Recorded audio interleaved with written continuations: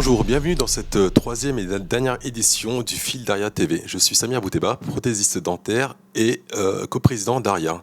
Je vais vous parler de l'évolution du métier de prothésiste dentaire. On va parler d'impression 3D, de réglementation et voilà, maintenant j'accueille Carole Laurent-Bourle.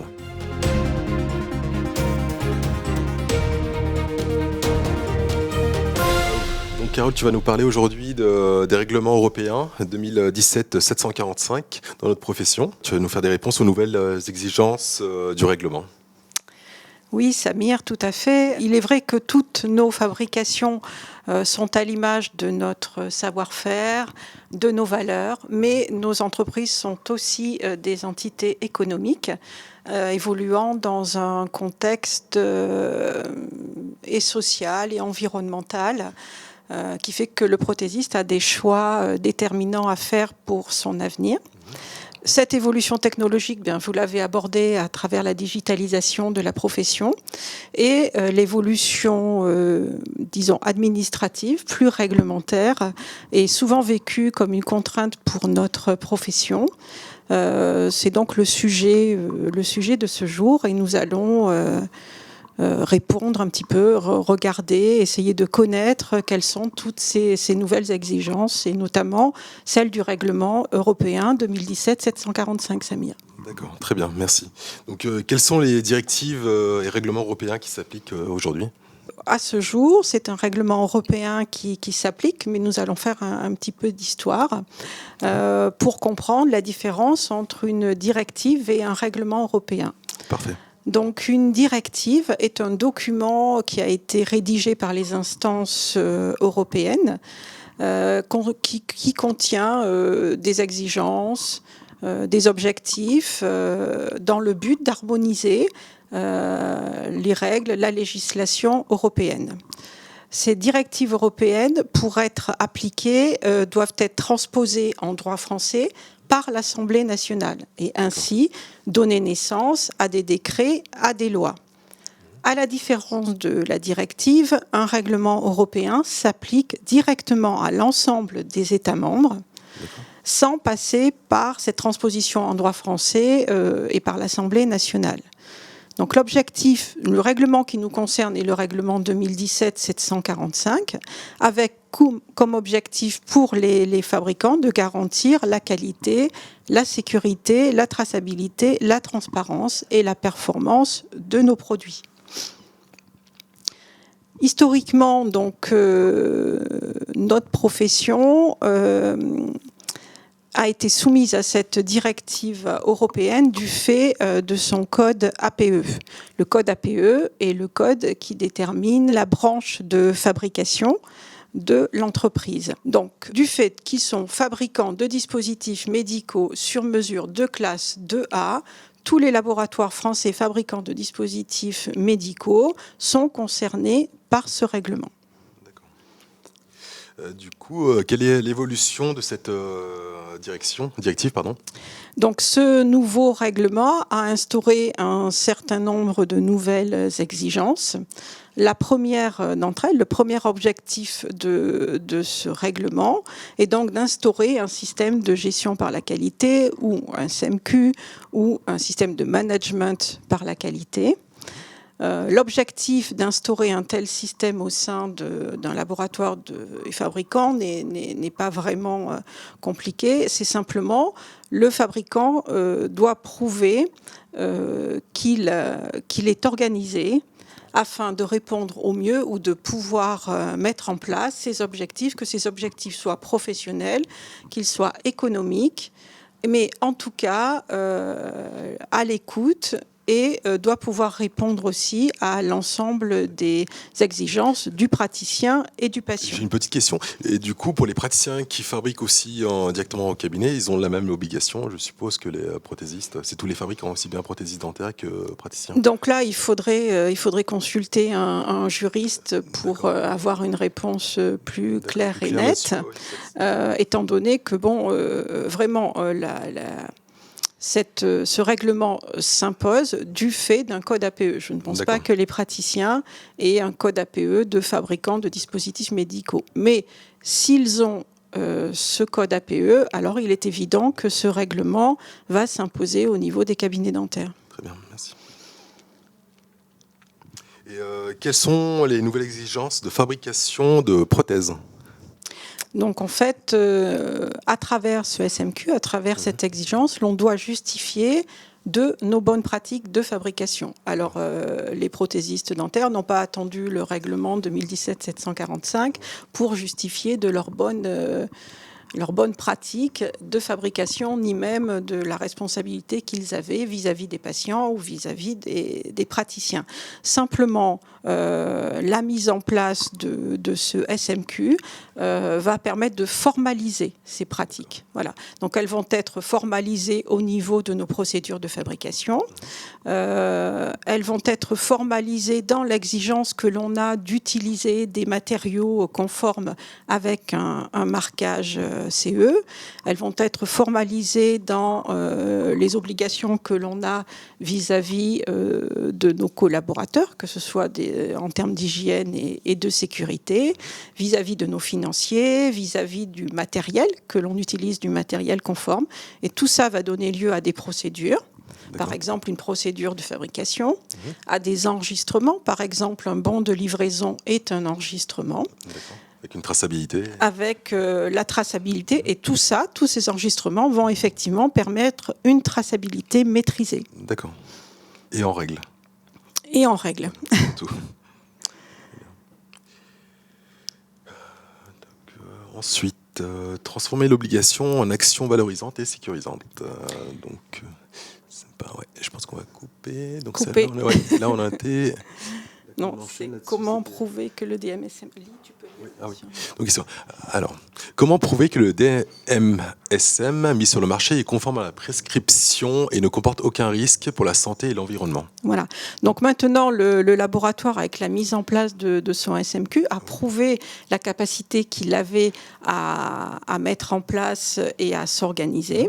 Maintenant, il va devoir prouver que les dispositifs qu'il met sur le marché ou son fonctionnement ne présentent aucun risque pour la santé de ses collaborateurs, des utilisateurs et du patient in fine. Donc l'objectif, c'est d'identifier à travers cette analyse de risque tous les dysfonctionnements, les mauvaises pratiques qui peuvent amener l'entreprise à avoir soit un défaut de qualité, soit un défaut économique qui vraiment pourrait la mettre en danger.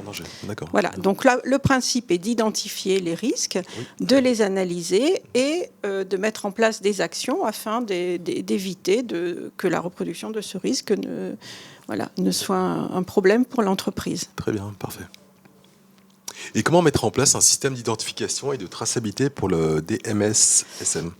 Alors, c'est aussi une exigence du règlement qui souhaite plus de transparence et au niveau pour le patient, mais aussi pour le praticien. Donc, il est clair que quand on parle de traçabilité et d'identification, on ne parle pas de patient, puisque ni nous n'identifions un patient, ni nous ne traçons un patient. Le patient reste toujours anonyme. Voilà, tout à fait. Nous, en tout cas, le patient, c'est le patient du praticien. Donc, nous, prothésistes dentaires, par contre, nous avons à identifier la prothèse. Alors, certes, pour un patient donné, mais qui peut être codé. Et tout ce qui va composer cette prothèse, c'est-à-dire son origine, quel est le laboratoire fabricant, quel est le praticien prescripteur de cette prothèse en premier lieu. L'identification se fait au niveau du laboratoire. Elle va mettre en... L'identification se fait au niveau du laboratoire grâce à des logiciels. Elle permet donc de maîtriser L'identification se fait au niveau du laboratoire. Elle va permettre d'identifier le praticien, les matériaux composant et constituant la prothèse, ainsi que les numéros de lot, les fiches de marquage. Cette identification va être ensuite transmise au praticien qui va lui-même la transmettre à son patient, ou en tout cas... Dans le dossier du patient. Exactement, s'il le souhaite, la conserver dans le dossier du patient. Voilà. Super. Très bien. Et qui est en charge de la réglementation du fabricant ? Voilà, donc tout ce système, cette assurance qualité, qui est aussi une assurance qualité pour le praticien, puisqu'un certain nombre d'exigences doivent lui être, un certain nombre de documents doivent lui être transmis, par exemple comme le dossier technique du dispositif médical, qui est quelque chose qui est obligatoire pour son activité, qui va lui permettre d'établir ses devis. Il y a donc tout ce que l'on a mis en place en termes de SMQ. Il est important qu'il y ait une personne en charge de cette veille réglementaire au niveau du fabricant. Donc soit ça sera dans une structure indépendante, ça pourra être le chef de laboratoire, ça pourra être le responsable du laboratoire. Voilà. En tout cas, il faudra désigner quelqu'un qui en charge de cette veille réglementaire. Il est également, le règlement insiste aussi sur de la surveillance post-commercialisation. Oui. Ça existait déjà au niveau de la directive, mais là, il a été un petit peu renforcé dans le sens où, en tant que fabricant, on est donc responsable de la mise sur le marché de nos prothèses dentaires. Et donc, si jamais un incident grave survenait au niveau du patient, au niveau du praticien, ou quelque chose de plus grave, pas simplement une allergie, à ce moment-là, nous devrions faire un dossier, faire remonter ces informations-là. D'accord. Donc c'est bien une nécessité, une obligation ou un choix. Oui, écoutez, toutes ces exigences que l'on peut retrouver à travers ce règlement ne sont jamais que des exigences réclamées par le patient qui souhaite connaître ce qu'il veut, par nos propres entreprises qui nécessitent de plus en plus de méthodes, de plus en plus d'organisation.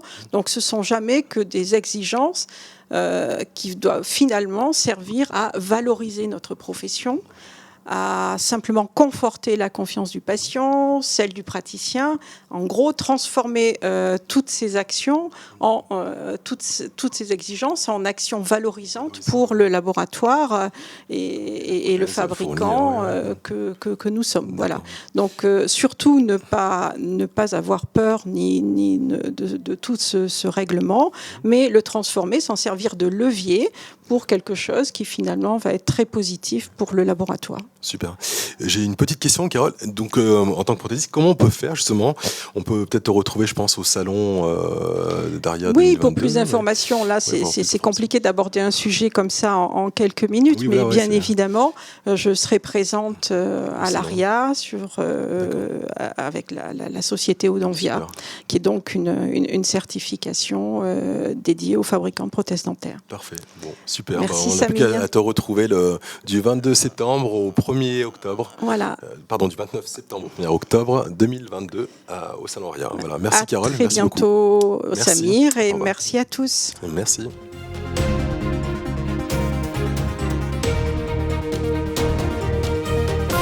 Bonjour, je m'appelle Jacques Marsat. C'est moi qui suis à l'initiative des rencontres Aria. Les premières, on les avait organisées à Chambéry il y a déjà 16 ans, c'était en 2006. À l'époque, prothésiste dentaire, j'ai toujours cru à la CFO, à la conception fabrication assistée par ordinateur. Je veux dire que les prothésistes ont toujours été les précurseurs. C'est eux qui ont investi, qui ont acheté des scanners, qui ont acheté des imprimantes 3D, qui ont acheté des usineuses.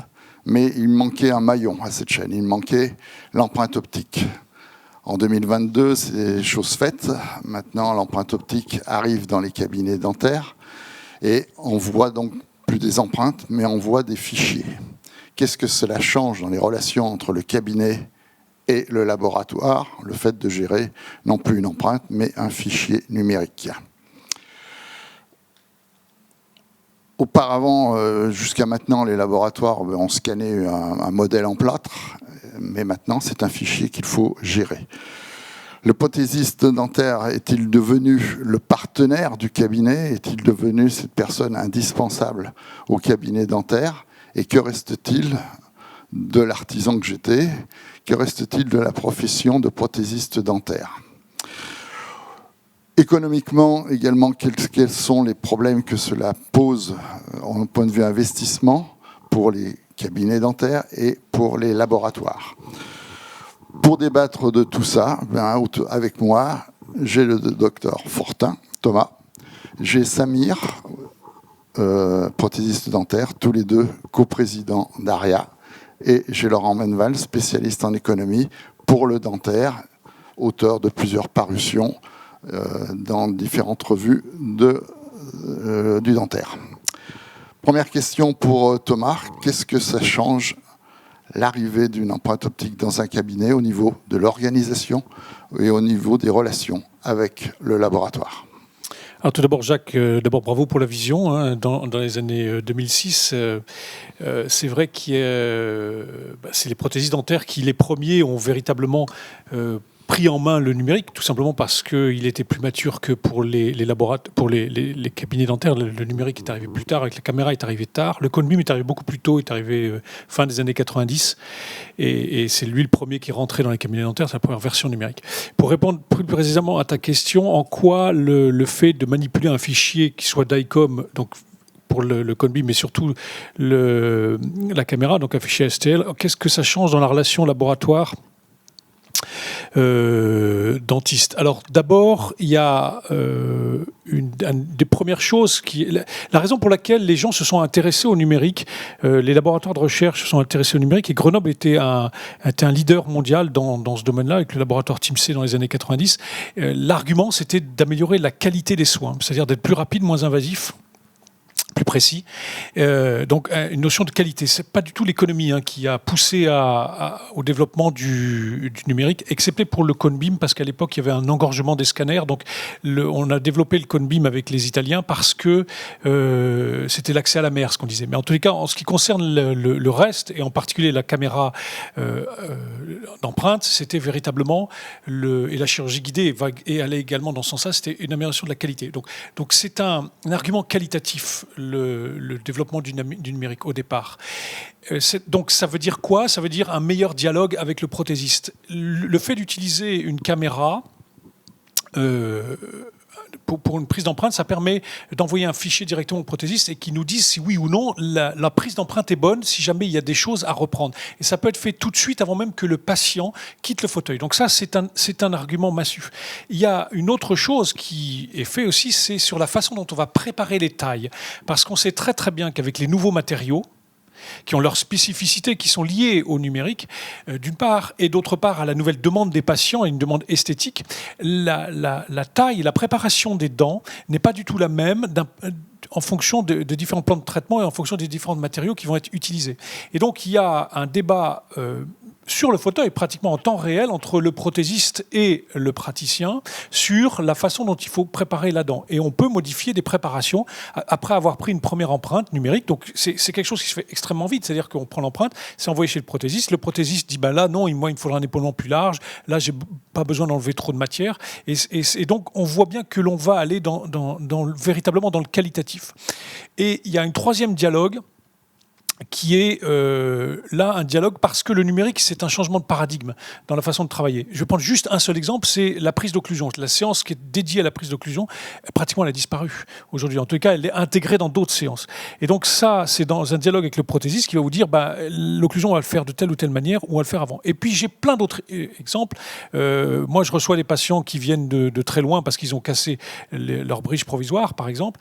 Eh bien, le bridge provisoire, je vais recevoir un fichier STL du confrère qui l'a fait, par exemple à l'autre bout de la planète, et le bridge provisoire va m'arriver sur mon fauteuil avant même que le patient soit là. Donc quand le patient est là, je n'ai plus qu'à changer le bridge provisoire, je n'ai pas d'empreinte à faire, je n'ai pas de prise d'occlusion, etc.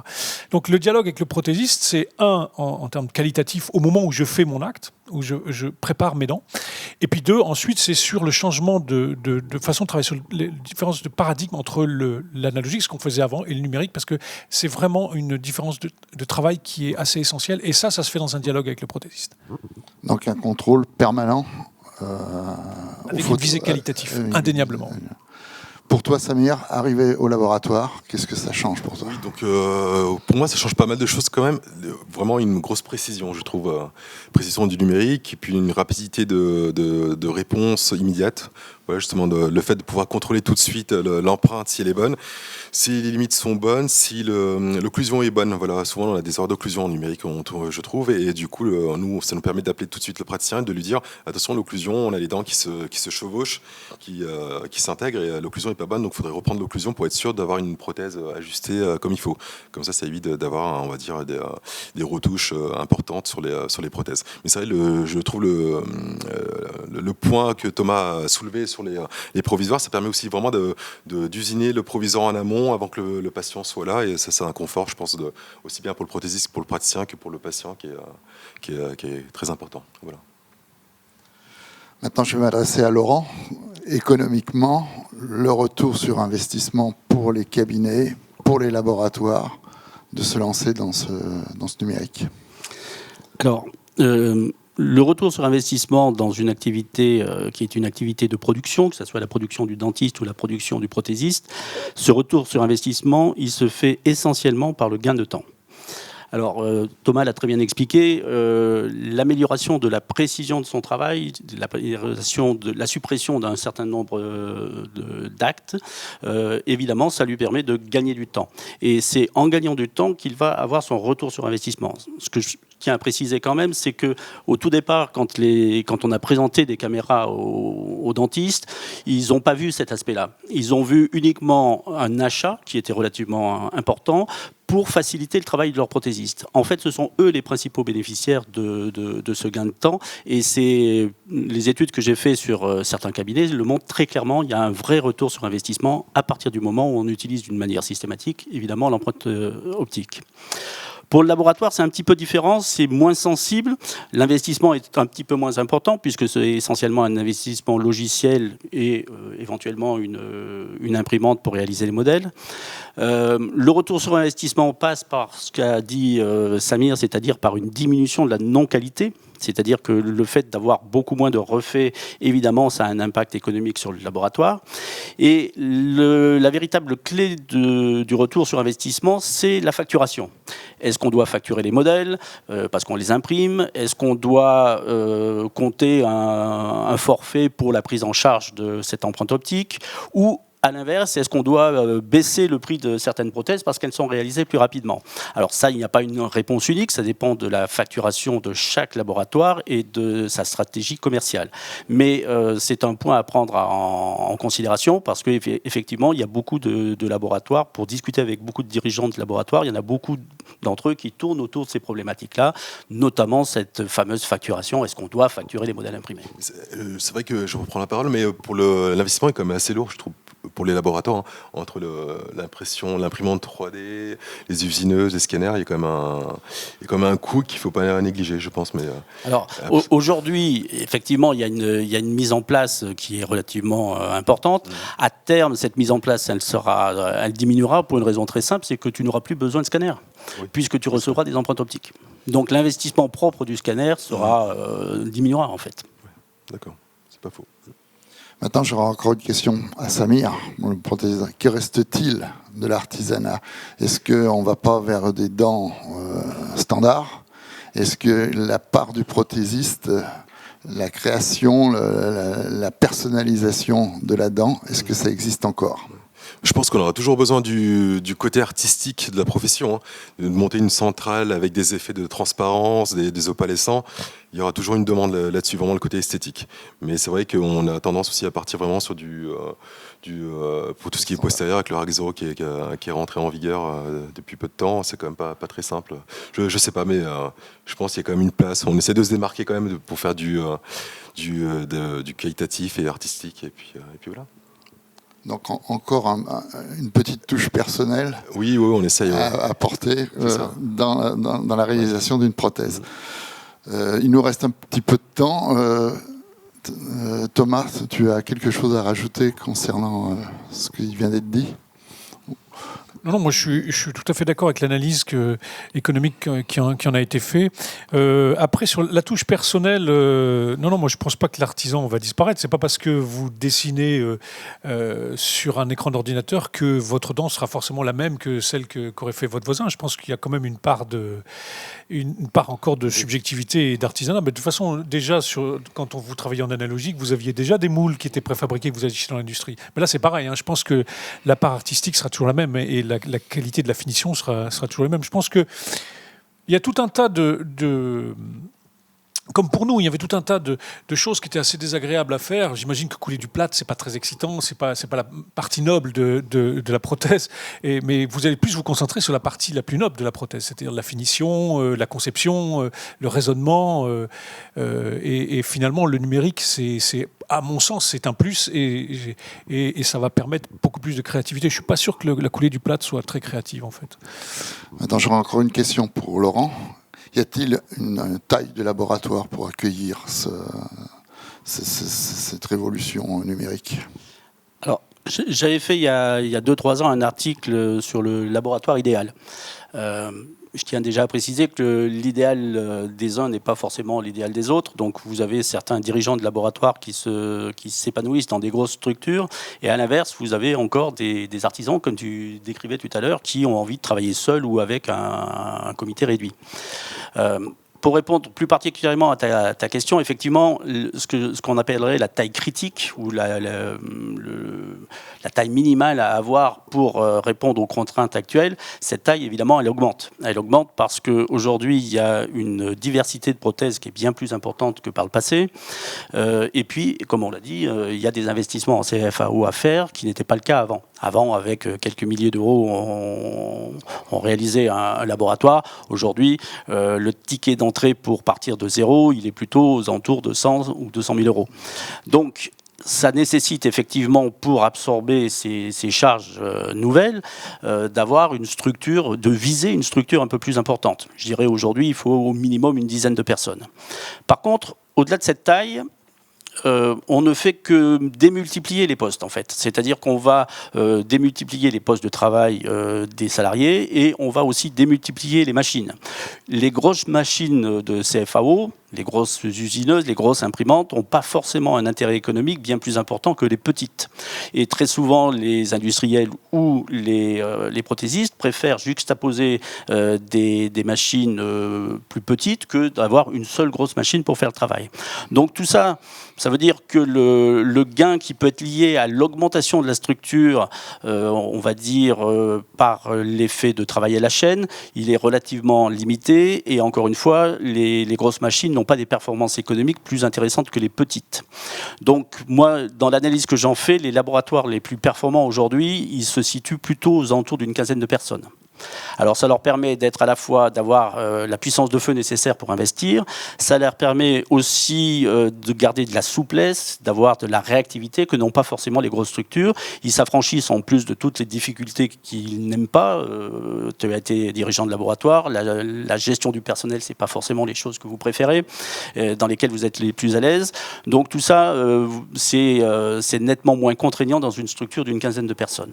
Après, il reste un élément, et ça je me tourne vers Thomas, est-ce que les dentistes préfèrent travailler avec des petites structures ou des structures à taille humaine ou plutôt des gros laboratoires? Alors, ça, je ne sais pas. En fait, on l'avait vu dans le JT numéro 1, le numérique va permettre la réintégration, moi j'en suis convaincu, des prothésistes dans les cabinets dentaires. Donc là, on parle de microstructures pour le coup. Le numérique va permettre la réapparition de microstructures de prothèses dentaires au sein des cabinets.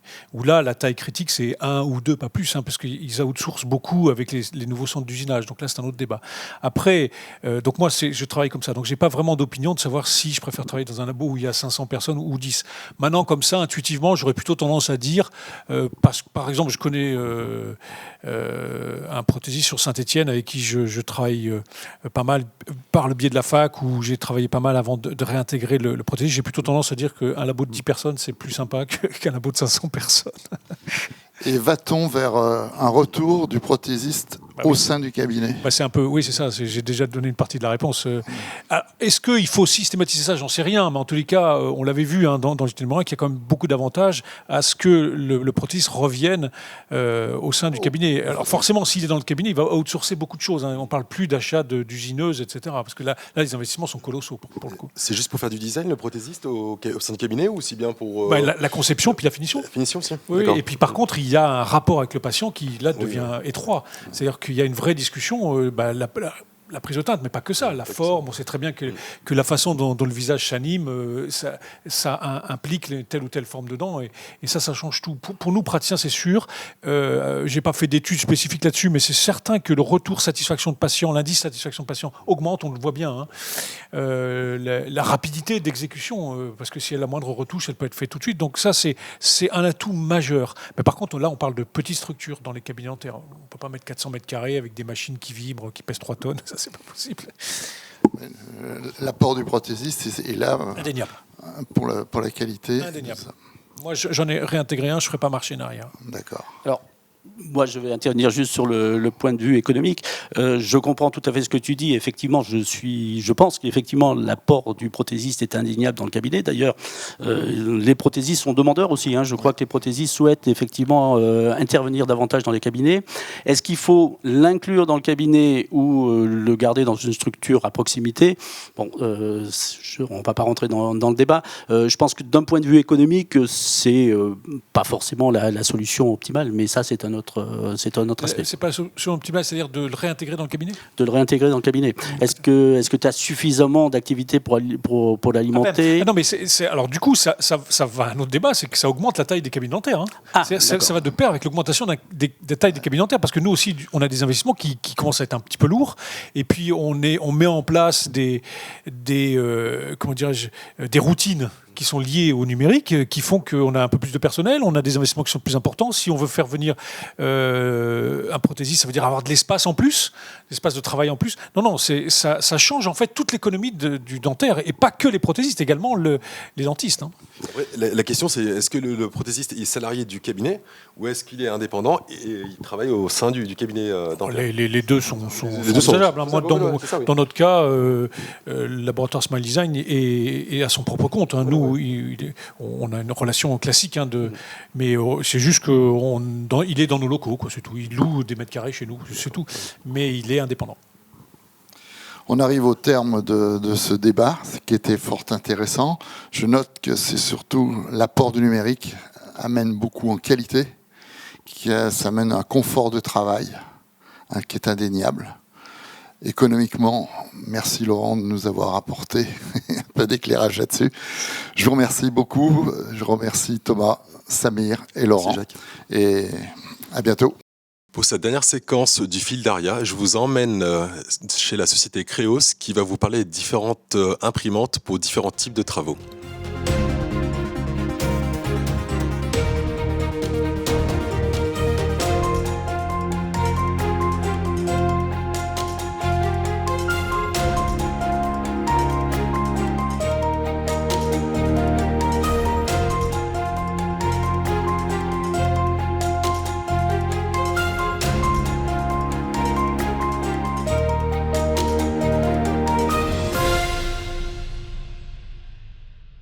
Bonjour, aujourd'hui je suis avec Denis Amand, société Creos. Denis, merci de nous recevoir. Merci, c'est un plaisir. Je te laisse te présenter. Ok, Denis Amand de la société Creos. On est expert en solutions 3D et fabrication additive, plus généralement l'impression 3D. Et on a une division dédiée au secteur dentaire, à la CFO dentaire, où on intervient avec une chaîne complète, avec les scanners 3D, les logiciels, les machines d'usinage adaptées et notre cœur de métier, toute une gamme d'impression 3D diverses et variées pour répondre aux différents besoins. Donc on peut démarrer avec ces gammes de machines, sur les Asiga Max, où on est sur des machines DLP. Alors nous, l'ensemble des machines qu'on a sont des machines DLP. Le DLP permet d'être plus rapide aussi en termes de production. Le DLP, ça consiste en quoi par rapport justement à une imprimante du départ de l'époque? Je me souviens, ça tâchait point par point. Le DLP, c'est plus un laser global, non? Alors là, le DLP, c'est un projecteur et on vient flasher toute la couche en simultané. Et ce qui permet, on peut avoir plein de pièces sur le plateau on va avoir un temps de fabrication à couche beaucoup plus rapide. Donc Donc on peut avoir des gains de temps, diviser le temps par 10 entre une machine SLA et une machine DLP. D'accord.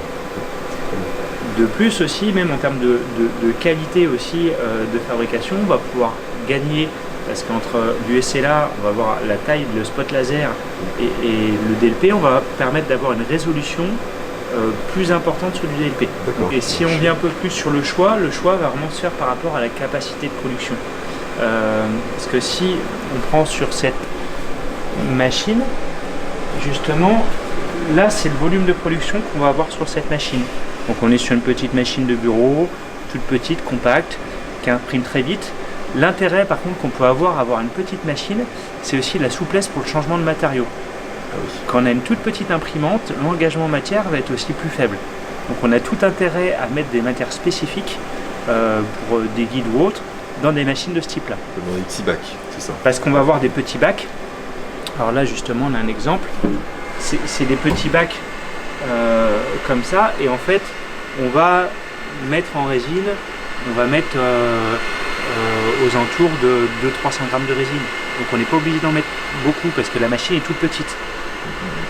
Plus tu vas sur une machine grosse, plus tu es obligé aussi d'avoir un bac plus important et d'engager plus de matière. Et des fois, les grosses machines, on va gagner en productivité, mais on va aussi perdre en souplesse d'utilisation. Parce que ça sera des fois moins souple à passer d'une matière à une autre. Là, donc on était sur la Sigamax, une machine petite compacte. On a une machine, la Pro 4K, qui va tout de suite avoir un plateau de fabrication qui va être plus conséquent. On va avoir 3 fois le plateau du Max, donc on va commencer à pouvoir mettre un volume de modèles nettement plus important. Et on a une deuxième gamme plus industrielle qui est sur la gamme Rapid Shape qu'on va avoir de l'autre côté, donc les 3 machines qu'on a ici. Ce qui va être intéressant, c'est qu'on va encore une étape plus loin en termes de productivité, car c'est des machines qui vont intégrer déjà de l'automation. Alors, de l'automation sur cette machine, alors on n'a pas forcément un plateau qui est très gros, mais on voit on a un bac en inox. Cette machine, à chaque production, va venir décrocher en automatique ses pièces et les mettre en attente dans le bac. Oui, c'est comme un peu, je te coupe, mais c'est un peu comme les usineuses, les chargeurs de disques, c'est un peu le même principe. C'est un peu la même. On peut envoyer en impression. Et celle-ci, donc on est sur une machine encore plus grosse en termes de capacité, avec effectivement un bac qui est conséquent. Et en fait, ce qui est super sur une machine comme ça, c'est qu'à la limite, on peut le lancer 7-8 jobs le soir, la machine va produire toute la nuit, et on revient le lendemain matin, on va voir son bac rempli de pièces, déjà égoutté. Du coup, là, on va vraiment gagner en autonomie sur la machine et en productivité.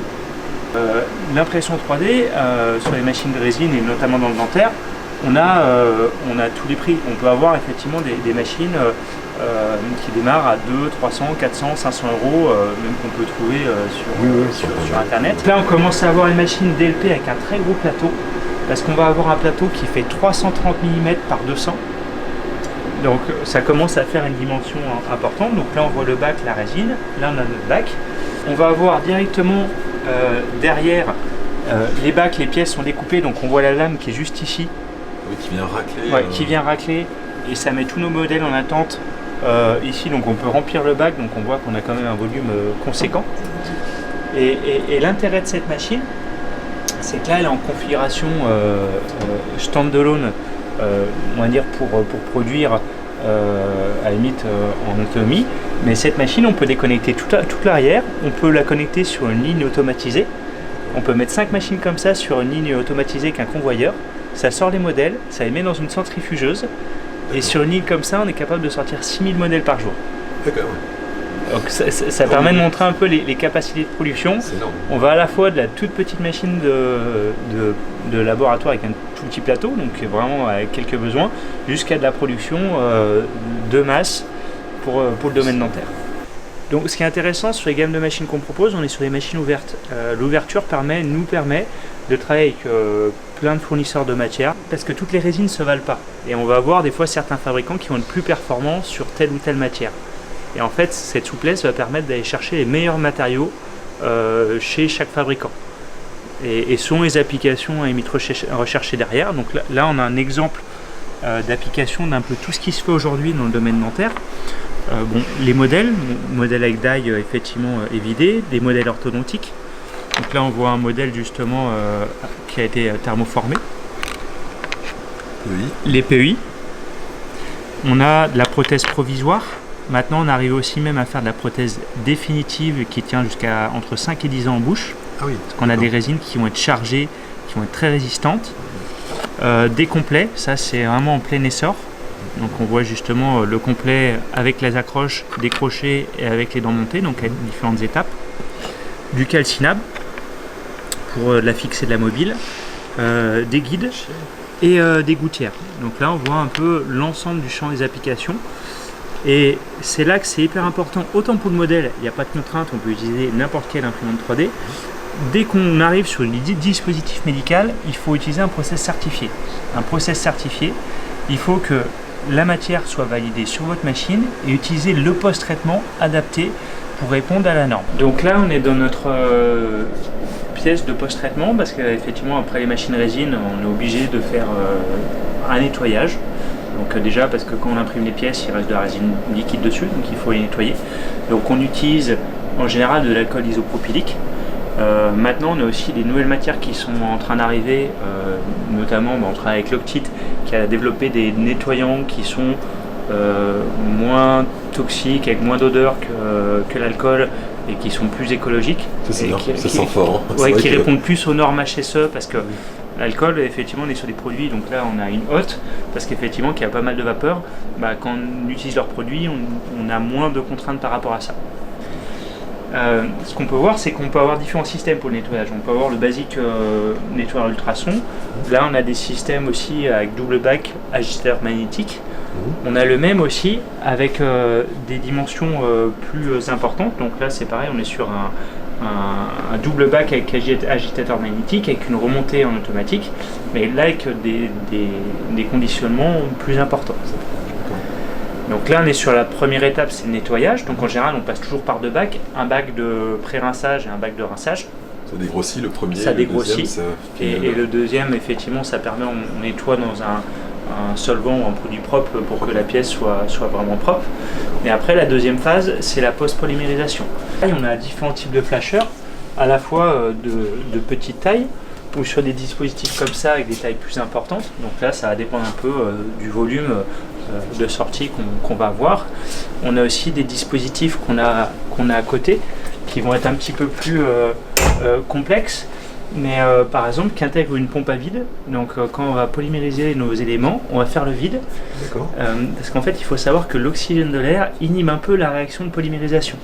D'accord. Et c'est pour ça que le fait de faire sous vide ou avec un ajout de gaz neutre va permettre de maximiser la biocompatibilité du produit. Pour vous montrer un petit peu ce que c'est aussi des produits, des imprimantes 3D plus industriels qu'on propose, qu'on fournit principalement dans le milieu industriel. Ça peut être aussi utilisé dans le dentaire. On a des utilisateurs dans le dentaire en France également. Donc c'est des machines qui peuvent être utilisées pour faire de la production de masse, pour faire du modèle orthodontique. Ce qui est intéressant sur ce genre de machine, c'est que ça permet aussi de faire des pièces très complexes. Donc Denis, j'aurais une question à te poser. Oui. Quel conseil aurais-tu à donner à un petit, on va dire un laboratoire d'échelle moyenne qui voudrait passer le pas dans l'impression 3D? Quelle machine? Quel conseil? Merci. Eh ben écoute, je pourrais recommander de tester, de tester dans la mesure où il faut y aller, même si c'est une machine d'entrée de gamme ou pas cher pour à la limite se faire ses armes, se faire ses premières idées.